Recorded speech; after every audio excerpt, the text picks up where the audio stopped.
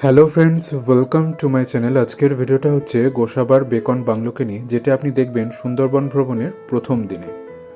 বর্তমানে আমি এগিয়ে চলেছি গোসাবার যে জেটি রয়েছে তার উদ্দেশ্যে। এখান থেকে নেমে 5 থেকে 7 মিনিটের হাঁটা পথ, আপনি চাইলে টোটো করেও যেতে পারেন বা ভ্যানে করেও। বর্তমানে আমি গোসাবার মার্কেট দিয়ে হেঁটে চলেছি সোজা বেকন বাংলোর উদ্দেশ্যে। সুন্দরবন ভ্রমণের প্রথম দিনে আপনি দেখবেন হ্যামিল্টনস বাংলো এবং বেকন বাংলো, যেটা রয়েছে গোসাবাতে।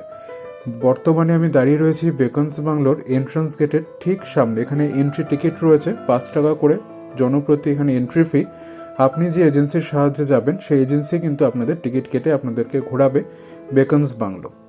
বেকনস বাংলোও কিন্তু স্কটিশ বিজনেসম্যান ড্যানিয়েল হ্যামিল্টনের তৈরি। এখানে রবীন্দ্রনাথের কিছু মূর্তি রয়েছে, দেখতেই পাচ্ছেন।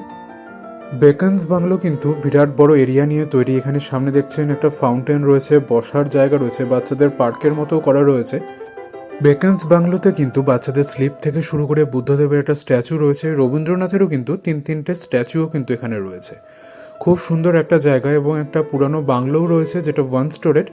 ভিতরে আপনি প্রবেশ করতে হয়তো পারবেন না, কিন্তু আপনাকে বাইরে থেকে দেখতে হবে। সুন্দরবনের সামনে রবীন্দ্রনাথের স্ট্যাচু আপনারা দেখতে পাচ্ছেন। আমার ডান দিকে এবং বাঁ দিকেও কিন্তু একটা রবীন্দ্রনাথের স্ট্যাচু রয়েছে। বর্তমানে যাচ্ছি বেকনস বাংলোর উপরে।